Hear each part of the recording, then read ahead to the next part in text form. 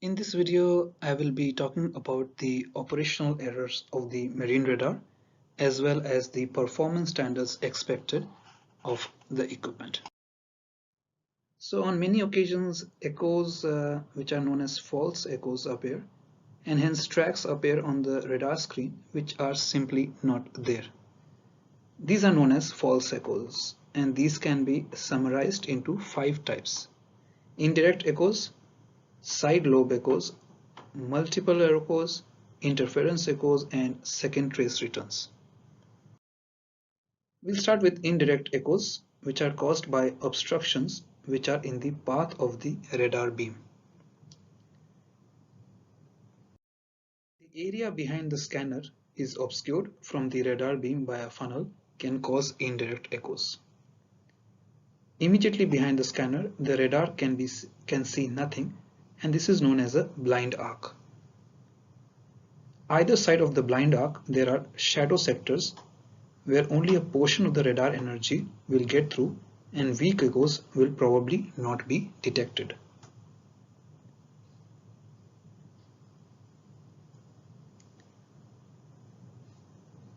In a blind sector, no targets would be detected. If the obstruction can reflect a radar pulse, it is possible for the scanner to transmit a pulse and reflect that pulse off the obstruction when it could then hit a target.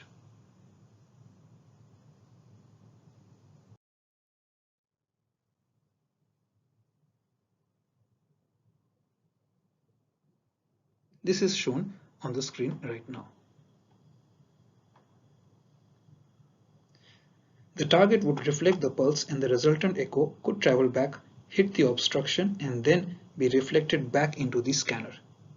The echo from the target would arrive indirectly via the obstruction, and hence a target would appear in the direction of the scanner, that is in the shadow sector or blind arc.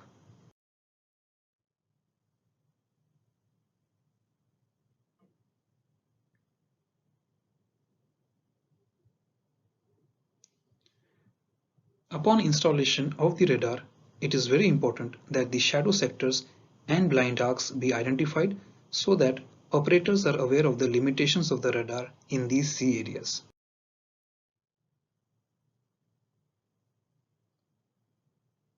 The indirect false echo is caused by the obstruction, which in turn creates the shadow sector.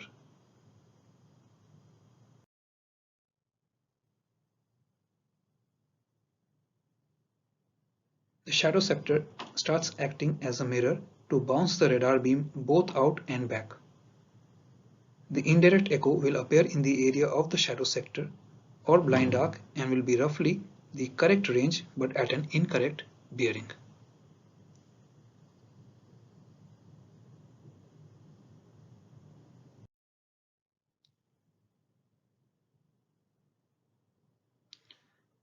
The shadow sector can be checked using sea clutter or using a small target at close range and swinging the vessel around and noting that the sector that the target disappears and reappears. On installation, shadow sectors and blind arcs are identified and clearly displayed as a sketch or drawing. Multiple echoes are caused by two reflecting surfaces bouncing a radar pulse backwards and forwards between the targets, and then eventually being received at the scanner location. This can happen several times to produce a series of echoes on the screen, all leading away from the correct echoes. Thus the echoes all appear on the same bearing but different ranges. It could occur when two large ships are passing very close to one another, and the two actual echoes would appear on the screen with a series of multiples on a constant bearing behind them, as you would see in the next slide.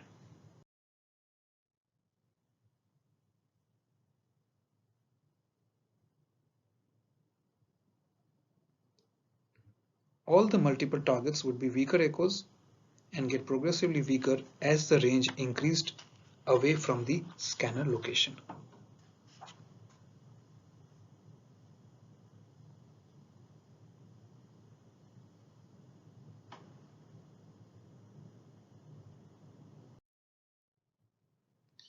Side lobe echoes.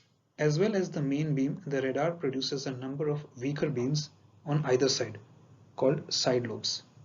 Normally these beams do not cause a problem as the transmitted energy from them is very weak. However, when very strong targets are close to the antenna locations, echoes can be detected from the side beams. The strongest echo is the actual target, and either side of the main echo are side echoes which have the same range but are progressively weaker as the bearing increases or decreases from the actual target. This is shown now on the screen.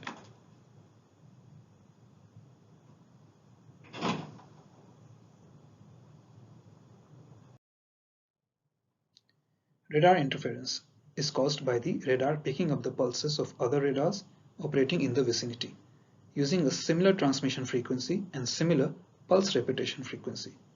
This can cause a spiraling pattern of echoes on the display, which can interfere with the detection of wanted targets. On your screen, you can see an example of the radar-to-radar interference, which causes the concept of spoking. That's the pattern that you see on the radar screen.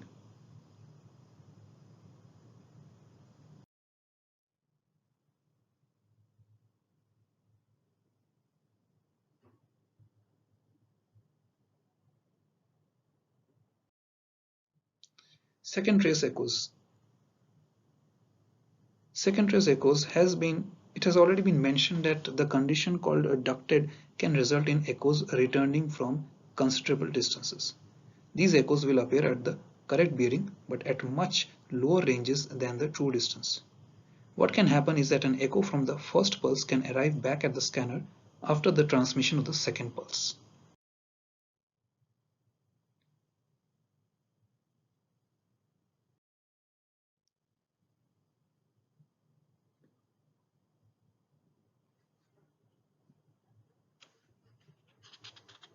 So you can see this is the second pulse going from the scanner.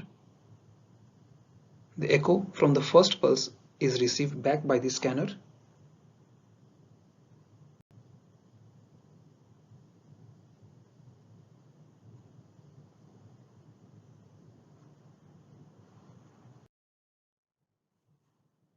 Finally, we come to the radar performance standards. In terms of radar performance standards, they are governed by the IMO resolution, of course. Some of examples of the radar performance standards is there should be at least 2 radars on vessels of over 10,000 cross tonnage, out of which one radar must be a 3 centimeter radar. The range measurement or fixed range rings and variable range markers should be at least 1% of maximum range scale in use, or 30 meters, whichever is greater. Bearing accuracy should be at least plus or minus 1 degree on an echo on the edge of the display.